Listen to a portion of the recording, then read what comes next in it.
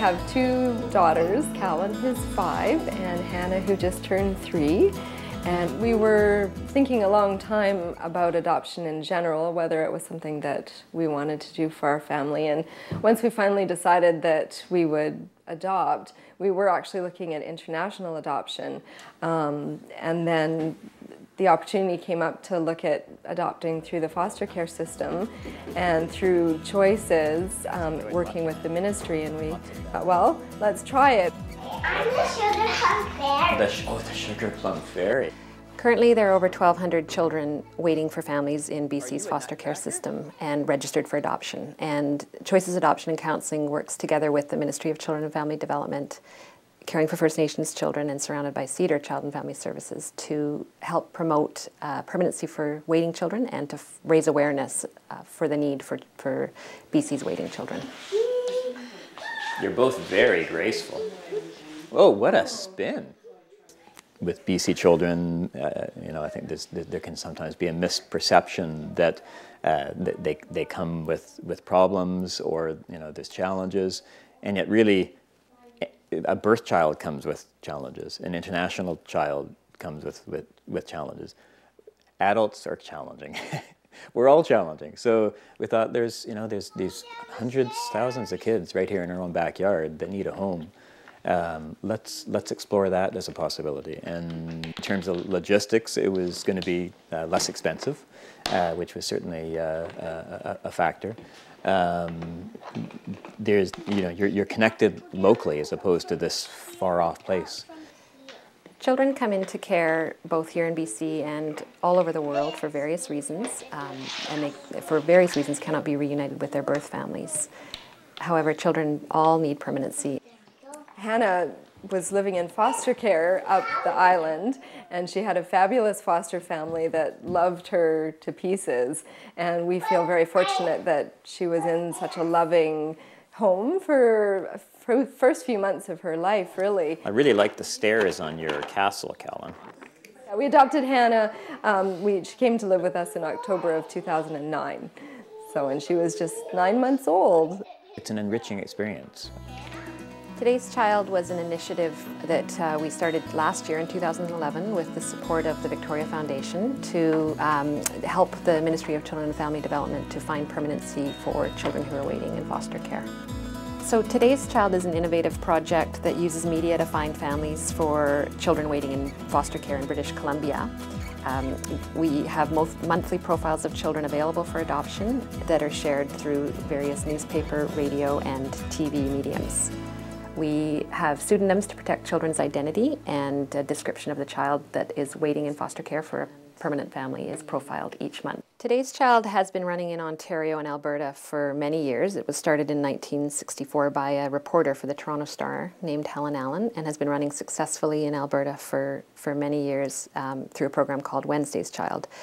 And this is the first time it's been brought to BC, and it's an innovative project, and we are excited to be a part of it. I need some extra pieces to make it strong. Bringing Hannah into my life as a father, and how it's changed it. First of all, it's knocked away misconceptions that I had on my own about adoption. Not that I had many, but it's still an unknown thing until you actually go through adoption. So having Hannah as my daughter, and she's every much as my daughter as my first two children are, as my birth child is with Shannon. Families interested in adoption can contact the Choices Adoption or contact the Ministry for Children and Family Development. Single applicants are accepted. Same-sex couples, we accept applications from all families, and anybody can adopt through the ministry after going through a screening process, through a home study and preparation process for adoption. Let's go to the park. Yay. Having a little sister has been great for Callan. She's a playmate, they play together awesome, and we think that how they're going to be sisters for the rest of their lives, and we feel that not only has Hannah been a gift to Dawn and I, but a gift to Callan too, and it really just completes it for all of us. Well, Callan and Hannah, I'd say, get along really well. They love each other, and they're really just like any two siblings, whether they're two birth children, whether they're stepchildren, one birth, however you throw them into the mix, they're two peas in a pod. And they challenge each other. They're very different too. Just like when you have two birth children, you don't know how birth child 1 and birth child 2 are going to be. You don't know what the personality is going to be like. Yeah. Introverted, extroverted. Callan's a little more reflective and meditative, and she thinks before she jumps, where Hannah definitely jumps first and then she thinks. So the two get along well, and they'll be good for each other. Okay, we're gonna go along the bridge again. Here we go. There are many teens that are waiting in foster care for adoptive families and for permanency, and Adam is one youth who came forward to Choices Adoption to seek our help through the Today's Child initiative to find an adoptive family. 16-year-old Adam is still anxious to find a family to call his own. He's one of over 1,200 kids in BC waiting for a forever family that will be there for him now and in the long term. If adoption might be an option for you or your family, please contact Choices Adoption and Counseling. We work hard through Today's Child as well to profile children that are waiting who are older and still waiting in foster care for an adoptive family. Today's Child's been very successful to date. In 2011, 7 of the 12 children that were profiled have found a family through adoption, and we're very excited to continue the program in 2012 and expand into other areas of the province.